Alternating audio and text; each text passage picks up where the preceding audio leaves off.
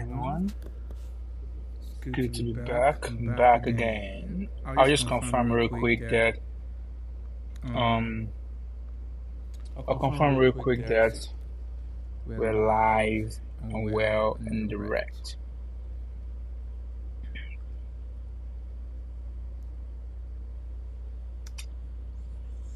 Second.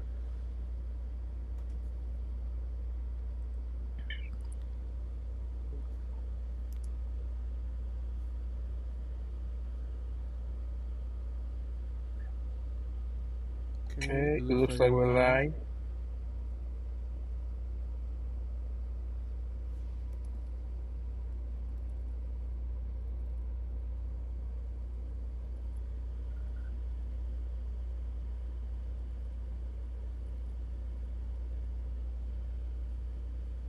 I'm really sure that things are working as they should.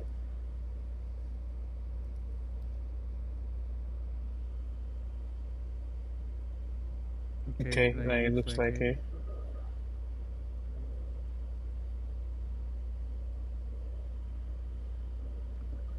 So we don't get into a situation where we have frozen screen. Perfect. How's everyone doing today? Thanks for joining in.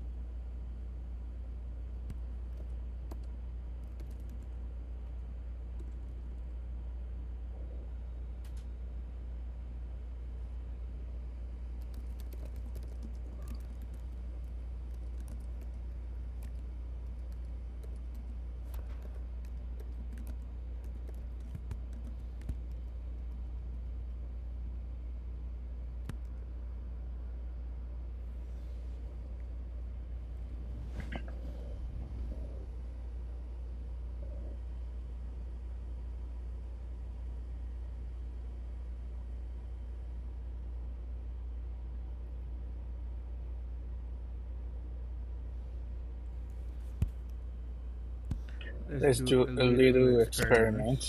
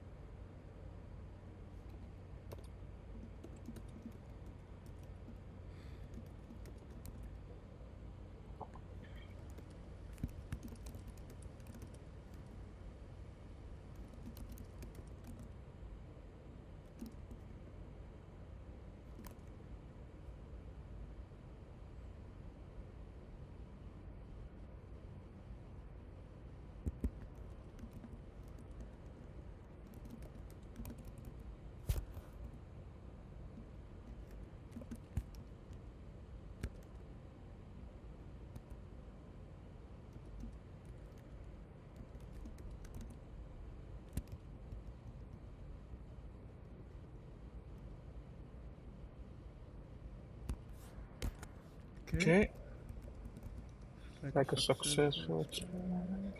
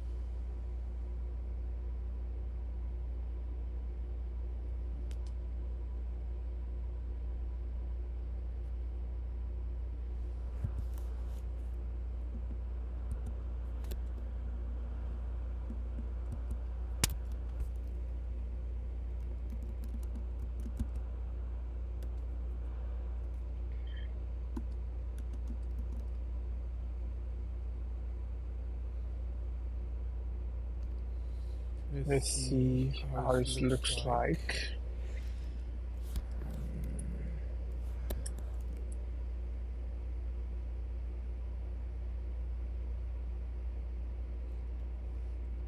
Well, one thing I actually forgot to do was try to say what I'm trying to do.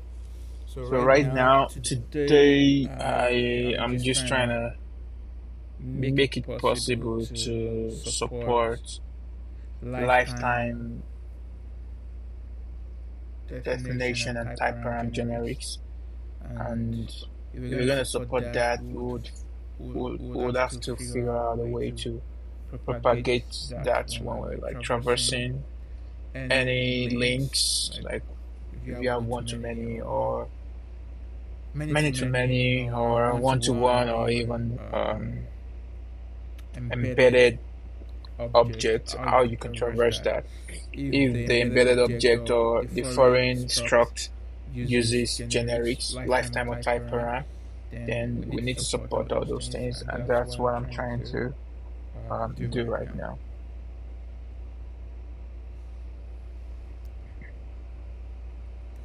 So now I'm just looking for these to compile, then expand it and see what it looks like now.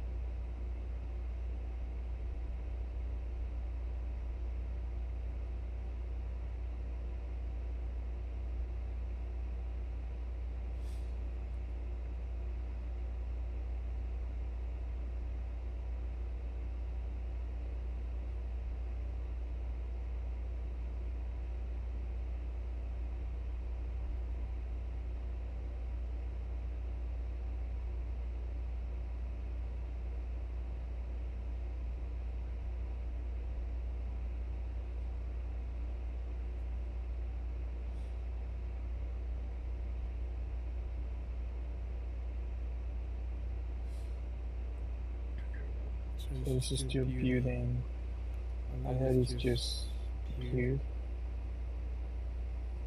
and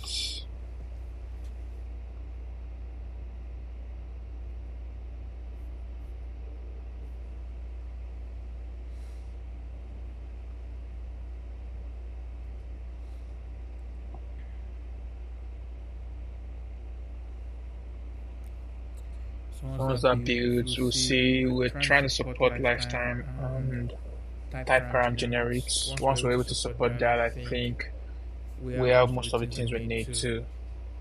For the launch, I've not been working. I've been working, but not as much as I was doing before February. I slowed down a little bit, but it was nice to just take that little break and relax and work a little bit less because I've been working on this for like 16, 17 months now. But I'm glad that we're finally getting close to launching this, and I can't wait because I've got a bunch of other stuff I'm planning and working on. Okay, let's see. So we've got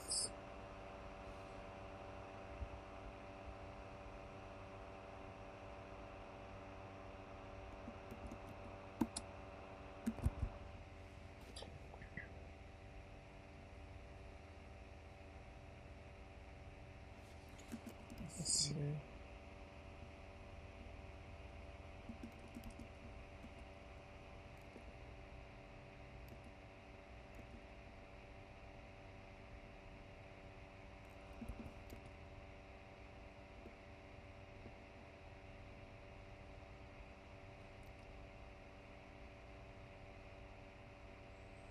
We have to do the same thing. Yeah.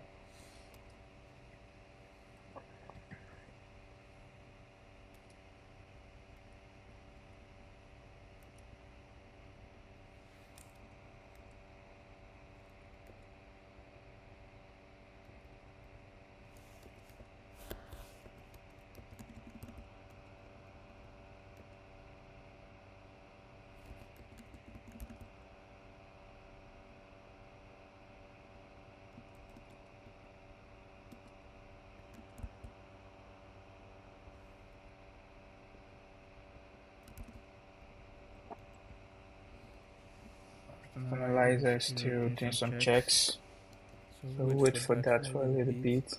But in the meantime, let's probably start checking the object, and we can also start checking the edge. The edge is gonna be a little bit more involved, but at least we have the base work for that, so we'll have to do the same thing here. So we can propagate. Yep. There we go. Yeah.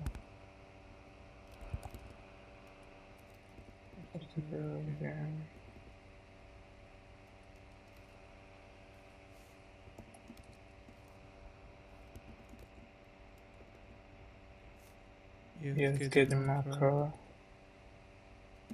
Take that off. Yeah, we need to use the marker here also. Yep. Drop marker and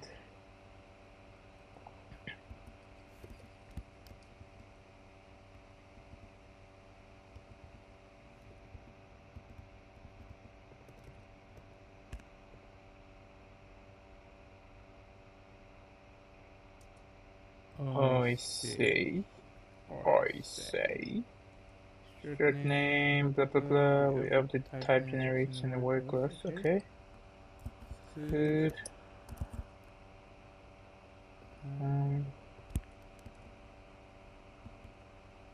Yeah, we need that here. We need the generates. Then we need a marker here. Marker. Stroke marker. Yeah, we need the type generates and class.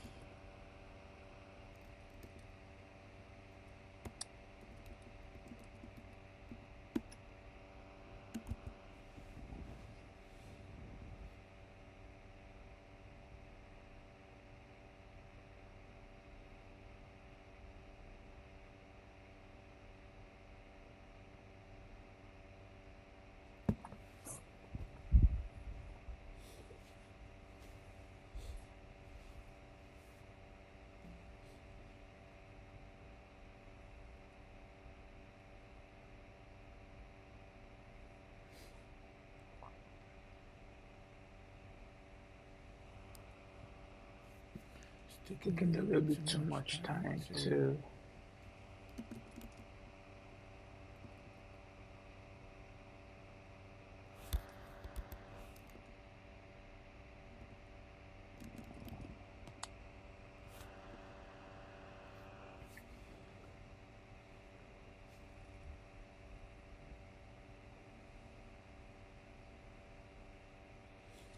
I'm just gonna do for others anyway.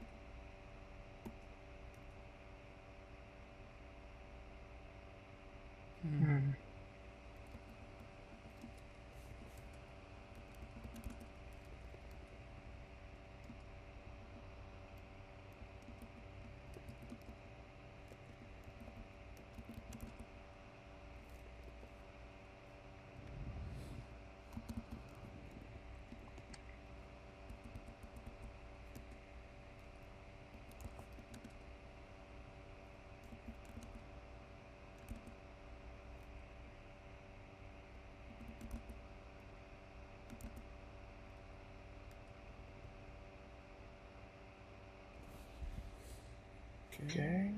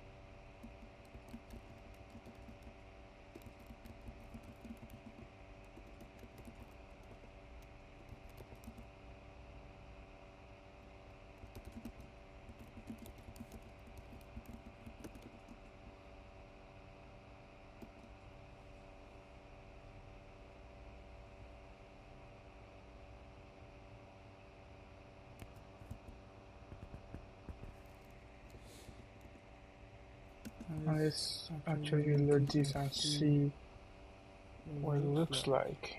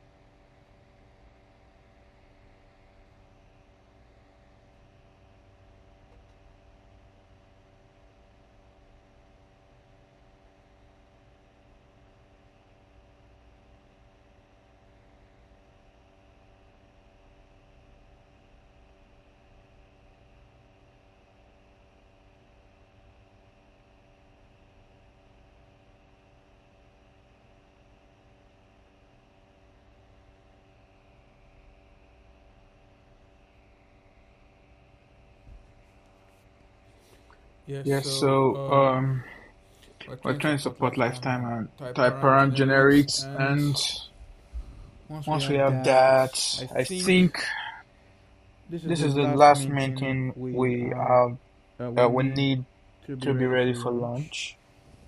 And I'm And I'm really really excited excited because this because has this been has been going on going for on for long. long, and I've also been I've been I've doing been doing some some groundwork groundwork for for other other projects I'm projects I'm planning. planning.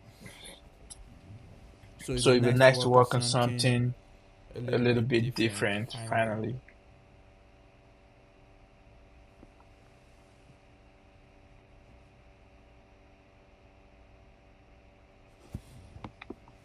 Sure.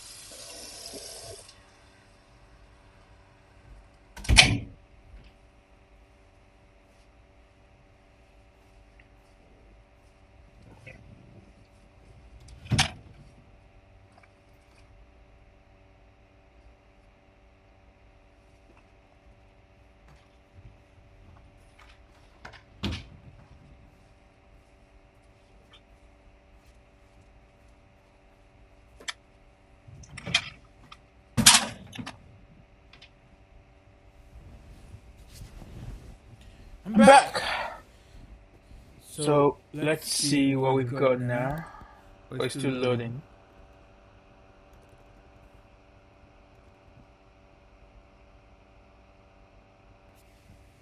Oh, It's it's taking taking too too long. long.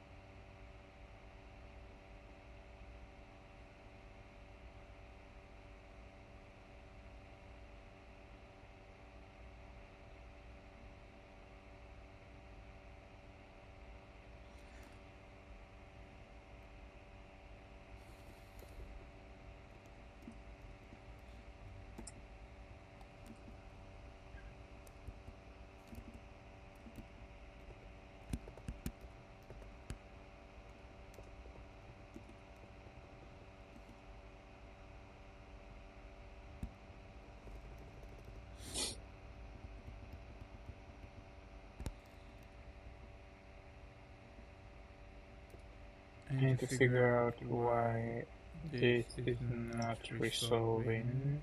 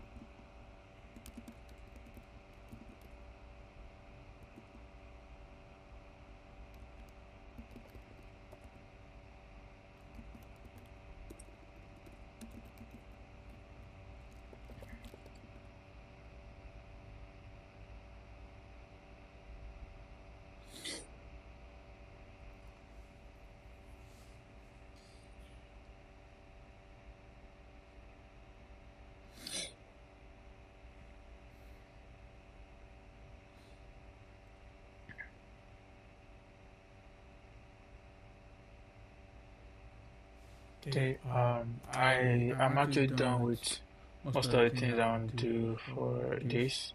I just need to debug it and make sure it works. And since my computer is slowing down a little bit, it might be because I have my Chrome running and I have a lot of tabs. I should probably check my activity monitor. But let's see. So we've been streaming for about an hour. I just wanted to come online today at least to still resume my schedule and get the momentum going. And that was why I decided to come on. I will probably just take some break now and debug this as I'm watching some seminar conference stuff and doing some other stuff. But I will come back and show you guys the outcome of this. We pretty much what we did in this stream. Okay, now it's compiling. I just don't want to waste people's time. So like what we've done thus far is, if you think about it, I might have to show some code. If we go to Strata Seed Notes, let me see if I could revert some stuff from here.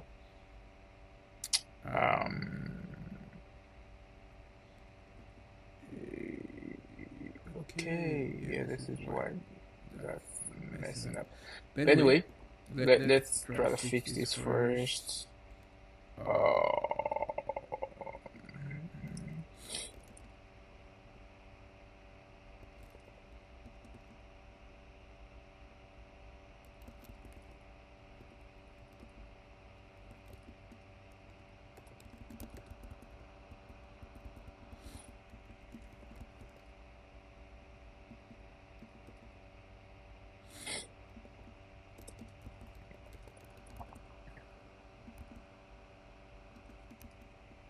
Say something else. Probably why it's not compiling.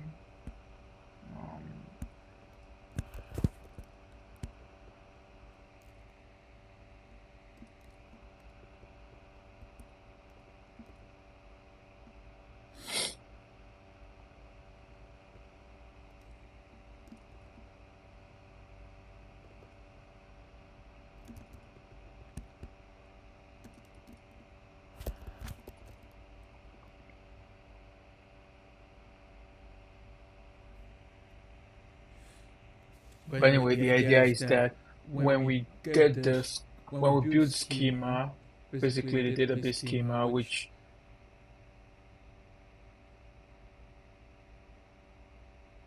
like the fundamental thing when you're talking about the schema, obviously you're talking about the field names, and you're talking about the field names not as they appear in the code base, but the serialized state. So basically what you're gonna see in your database.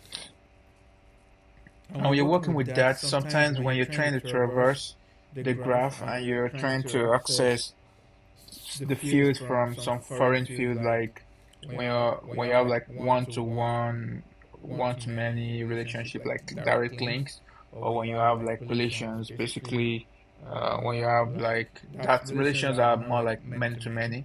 We think in terms of like fourth level database normalization. When you want to access the foreign field, sometimes the foreign struct might have lifetime and type parent generics, and we want to be able to account for those. And that's what I'm trying to implement now, right? And there are multiple ways. When you're trying to access them, you typically in Surreal or ORM, the way I've implemented is that you use associated method on the origin struct, right? So we could probably, I should probably show some code. So yeah. Okay. So here, for example, we're trying to access the field for Rocket. We could do something like this. So we localize the generics for Rocket. We limit that to the function itself. So Rocket takes all its generic propagation from the field generic definition. But the reason why I don't want to use this approach of using the function generic definition is potential of this introducing more complexity, one, and two, it means that even when you define the types, the generics, the concrete types of those generics at the origin struct level, right? Even after you define it on the struct, like if you think about it, you say, let's say, spaceship with the concrete types on the generics. If you're trying to access the rocket, you still have to define the generics again because you're not propagating it to the struct level, but to the associated function level, which is why I'm taking this off now. And instead, this will now get that. So now you would have something like, let's say, these.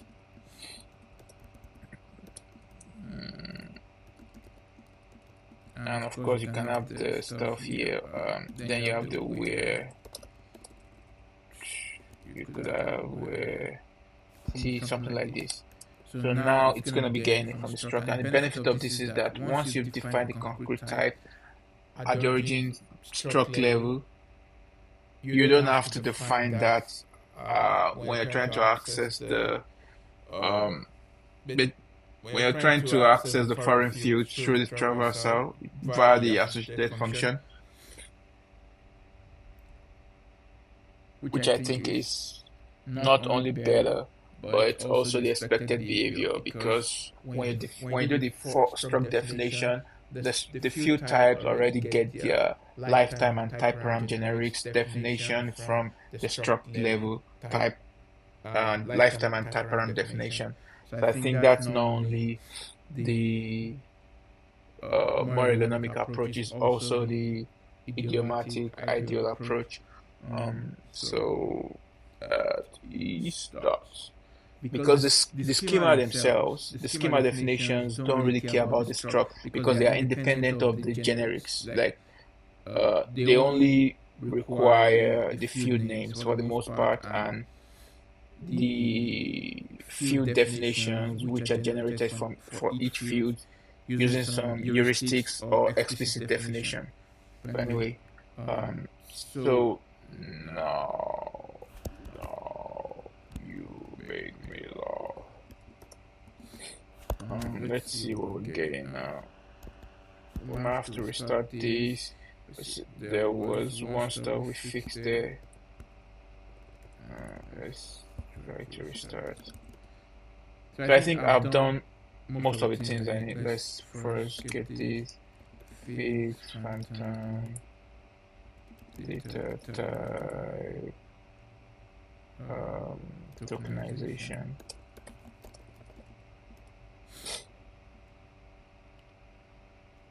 So I could probably stop here today. And thank you guys for joining. I'm glad I'm back. I want to start streaming again. And at least I'm glad that I'm back to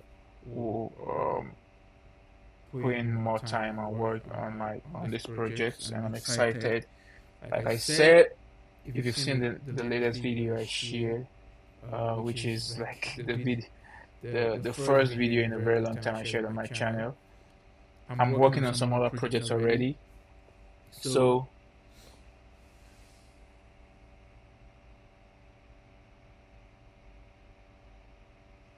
I apologize for that. That could be because okay, I know that would be the case. I've been watching something behind the scene. Is it better now? Eating gems. Eating gems. Let me know if the audio is better. And that's something else I want to like improve once I just want to launch Surreal-orm because I've been working on it for 17 months now, and I just want to be done with it before I put some more time. I already got some. I got some mics. I've got probably about 6 mics now.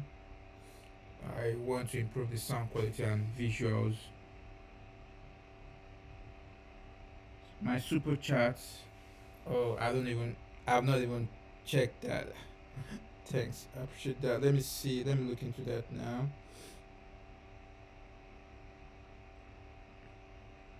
How does it work? I'm old at this, but I'm still new to this because I've just been trying to focus on work, so you guys can start benefiting from what I'm building, and I'm really excited to start sharing those things with you. Oh, it's better. Thanks. That was because I had my earpods on. I was listening to something. Oh, I wish I would have done that better. I need to look into the super chats stuff. I'll probably have to figure it out. So, how does the super chat works? I will have to look into it.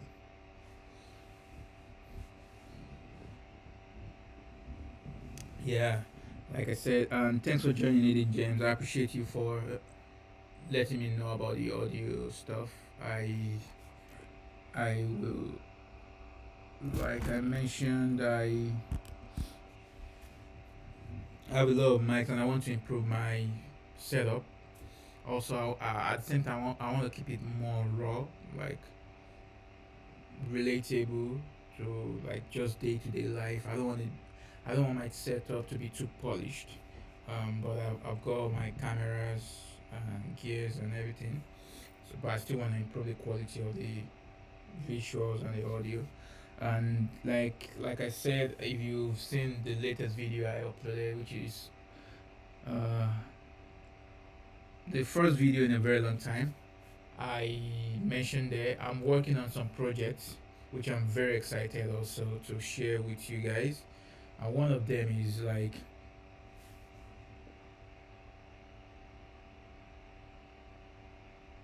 oh, thanks, Eden James. I appreciate that. That means a lot to me. Thanks for supporting. It's nice to hear that. I think you're the first person officially that's offered to support this channel, and that means a lot to me because not only will you be supporting the channel, you also be supporting the project. But I feel like there's a lot more that I am working on already behind the scene besides SurrealORM that would benefit the community. Like I've been working on this for like 17 months. It's a free project that I'm putting out, so it's nice. It's nice that you offer to support. I appreciate that. It means a lot. Thank you. I appreciate that. Where are you chatting from? Let's see how the super chat works. I'll probably try to figure it out after this stream. But thank you so much. I appreciate it. So feel free to let me know what you would like to see on this channel or just what you want me to build. And if you have questions, recommendations, suggestions, feedback, positive, constructive, negative feedback, also everything is appreciated. And I appreciate you for supporting the for supporting me and the channel also.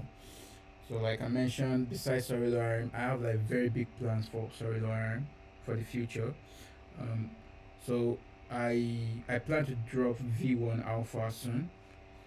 So I was actually ready for the launch for the most part, but we didn't have lifetime and type param generic support. Oh, New Jersey. Thanks, man. I appreciate it. I was in New Jersey today. I was in Portland in January. I was in Portland. I was in Manzanita, and also like downtown. It was fun. And yeah, I should probably come to the East Coast soon also. But I just came back from another trip, and I have another trip coming up. So hopefully we'll meet someday. It'll be nice actually.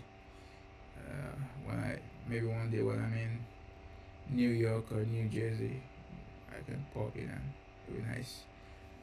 So my plan for Surreal-orm is like I have a lot of plan. Drop the V1 Alpha with all this. We have the lifetime and type param generic support, which is great. I still have a couple of features I would add. So there is one thing I've also been brainstorming in my dreams and real life. One of them is so I support static checking your raw query. So you can write your raw query, and if you mistype something or you miss one of the variables, it's going to throw an error at compile time, right? Um, One thing I'm looking to add to that is that I'm looking to add automatic, automatic type. Maybe you can think of it like maybe anonymous type generation, so you don't have to explicitly um, write the type it should deserialize into, or or I create if you've used TypeScript, there is this like pick and omit utility, and I've already been basestrumming this, and I know that it's technically possible. Um, so basically, when you're deserializing that, let's say you write a select statement, and you say it should deserialize into this struct. I want to be able to at least guarantee that at compile time, of course at runtime you're gonna know that, but I'm looking to create some kind of like compile time check that says that all the fields you selected can be found on this struct, something like that, right?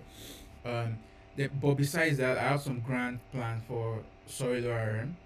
First, the name is also not final; it's not definite now. So suggestions for the name is suggestions are welcome. But some plans I have plans to support other relational database management systems like Postgres, MySQL, MariaDB, which is basically MySQL, and SQLite and the likes, and even some other graph and basically other databases with other paradigms. My plan is to support those things, and I already have the master plan to support them. I know it's technically possible because even though this started as an experiment, I have much more clarity as to the technical possibilities, trade-offs, limitations, and whatnot. And I already have very strong clarity as to how the terminologies and idioms from, even though I built this primarily for SurrealDB, I already have clarity as to how this is gonna map to Postgres, and I'm working on some blog posts I'm planning to release on my official website, which is still like having a placeholder. But I have a couple of blog posts that I'm working on to release.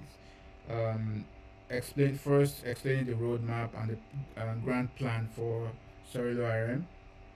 So the core idea of building the abstraction over multiple databases with multiple paradigms is when you really think about it in terms of like how you interact with your databases when you're building tools. At the end of the day, you think about, you can forget the engine right now because that's a different layer of abstraction. You can forget about the compute and the storage and stuff. That's separate. It doesn't matter what this data structure is. You can detach the paradigms at the code layer by which your data is being accessed. And I think the ultimate paradigm is graph. And when you think about graph, you're thinking in terms of node and edges and connections and things like that, right? Um, if you want to map this to, for example, a relational database management system, right? Let's say for SurrealDB, you can think of nodes as just normal tables, right? They can have direct links to other tables. This would be like one to one, one to many relationships in, like, let's say Postgres. That's when you're having your first, second level data data normalization, right? But when you think in terms of relation is really many to many relationship. That is essentially what um, an edge is. When you have an edge between two nodes, between two tables, essentially you're describing many to many relationship. A let's say an animal can eat a crop, right? So one animal can eat many crops, and a crop can be eaten by many animals, right? When you want to go to a relational database management system, you create a bridge table between these two, and you take the primary key from here and the primary key, and you bridge the two, right? If you want to map that logic or concept to a graph database, essentially you introduce an edge. So considering all this, I have clarity as to how I want to like build the abstraction for this different stuff. But more importantly, I will be building separate, even though they are very similar, they'll be using similar terminologies. I believe in having tailored um, tailored abstraction or implementation rather. So when we have Postgres is gonna have its own separate select statement, right? So you have to import it. So it's gonna be like you import SurrealDB engine, or SurrealDB implementation or Postgres implementation and stuff, right? But they're gonna share the same terminologies, right? And rather than trying to create excessive abstraction, what I would think is, if you like people, one of the reasons why you might want to create that kind of abstraction is, let's say you're using MySQL and you want to switch to Postgres, then in that case I would rather we use a code mod system. So because they have this shared paradigm, like concepts and terminologies, we can build code mods that when you want to transform your stuff from Postgres to MySQL or to completely different stuff, maybe to Cassandra or SailorDB or SurrealDB, we can introduce a CLI that can aid you in the process of converting that. So we're able to eat our cake and have it, right? I think that's a very big rarity. People hardly change their database engine, right? And I don't think it's worth sacrificing that to create excessive abstraction that introduces a lot of complexity into your workflows. So that's one thing. And the other thing is for Postgres and the rest other engines, we would have to either look for libraries that already would help us with parsing our queries so we can do some compile time checks, or in the worst case if they don't, I will implement the custom parser for Postgres. So I'll have to go through the RFCs and see, look into that. But I have like clarity as to how we're going to support it. I'm really excited. Then once we support all the core engines, like the popular ones like Postgres, blah blah blah, SurrealDB, my plan is to then start building layers on top of it. I think when you want to build abstraction, that if you think like Django or Laravel and things like that, I think the optimal layer to start from is the data layer, the data access layer, like your ORM query builder, right? Because typically mm, that's where you think in terms of your data concretely and the most, right? And you can think of that as sort of like the foundation for every other stuff. So you depend on what kind of architecture you have. You can use the model view controller, right? At the end of the day, your data controls the flow through the controller and the view, right? Whether you like it or not. So I think if we're able to start at that layer of um, the data, think the model, right? We are able to build optimal abstraction to support other layers, right? So that's I have like different phases of the grand plan that I have for SurrealORM. So the end goal is to first at the data layer and support every kind of paradigm, so we can eat our cakes and have it. I want SurrealORM to be something where you don't feel like you're missing anything. You want to write query building stuff, you have that. You want to write ORM stuff, you've got support for that. You want to write raw queries, you're not left alone. You want to run automated migration, you have support for that. You need embedded migration, you have support for that. And I've also actually introduced a lot of new concepts that you won't find anywhere today. Like one of them is Query Turbo. I'm excited to see the community's reactions to that. We also have support for typed ID, which I also haven't seen. So, for example, where you create an ID for, let's say, student or book, or any kind of struct, you cannot use the same ID anywhere else, right? So we have support for typed ID, Query Turbo, which is basically a way for you to write um, how can I describe this best? It's a way for you to write series of queries or statements in Rust query building paradigm at compile time. So I could actually show you an example. But anyway, I don't want to go digress too much. So query turbo is something I'm excited about because when people are creating abstraction for transaction, typically you have a session ID and you transfer, you pass around the transaction ID at runtime, blah blah blah.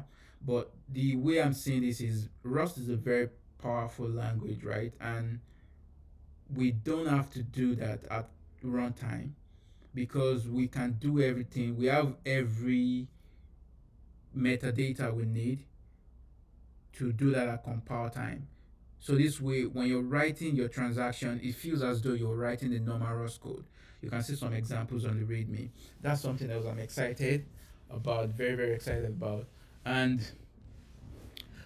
just generally, I'm excited about SurrealORM because it's not just a even though this is a specific implementation, I think it's more like a protocol because a lot of these ideas I've implemented, I can see how I can support many of them in like even TypeScript.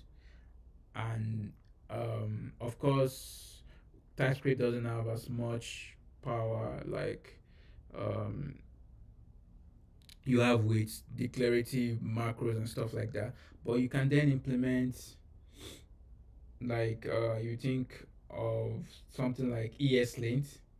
You can implement something like that for TypeScript that helps you check your queries at compile time. So that's the grand plan I have for SurrealORM. But first, I want us to support SurrealDB, get feedback, fix bugs, and finalize all the names and interface. Those are my immediate plans. Then I am already laying the groundwork for subsequent work. So right now, people use Vercel, Netlify. I've been working on the project on TypeScript. I worked on that project for maybe over a year, and basically almost done. I finished the project actually, but now I'm moving that project to Rust, and I have plans for even more stuff for it. So basically, it's a cloud development kit that allows you to build uh, on multiple platform. So instead of you paying $400 to Vercel, you can just use OVH, Etna, Linode, or whatever works for you, and you can easily deploy your database with by just writing a few lines of code. Or you can also use the dashboard or interact with the API. But the idea is that this gives you full control and you don't feel locked into a vendor. So that's something I'm very very excited about. And I'll be leveraging like just Kubernetes, Docker, and writing specific implementations for different cloud provider. So that's the other project which I'm planning to work on soon because I need to use that also personally. And I don't want to use the TypeScript implementation anymore because I mostly use Rust for most of my projects. And the other stuff I'm working on is an animation library, a physics animation and gesture library.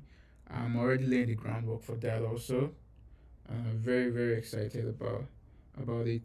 So right now, if you go to React, we have React Spring, Frame Motion, React Native, Reanimated, and a bunch of Pop Motion and a bunch of other animation libraries.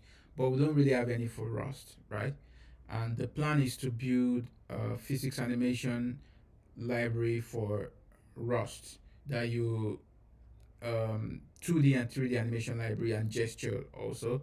And the idea is I'll build a core engine to be framework agnostic, and I'm planning to support Leptos, Dioxers, and U, at least the popular one. I know there's Sycamore, might support that also. But I'm already laying the groundwork for that, and I'm planning to work to do that. Then of course I would like to support working with web GPU and like Canvas. If you're doing more like complex animation, if you think about things that um, if you you're trying to work with more um, like heavy animation, like graphics basically, then that will come in handy. That's the third project, and the fourth project I'm working on is like just building UI libraries for the popular framework in Rust. So I'm excited, and I've got some others, but that's it for now, and I will just continue working on this. And thanks to everyone for joining. And Eden James, thank you for joining. I'll set up my super chats. I appreciate you guys, and I'll see you guys in my next stream. Thank you. Okay.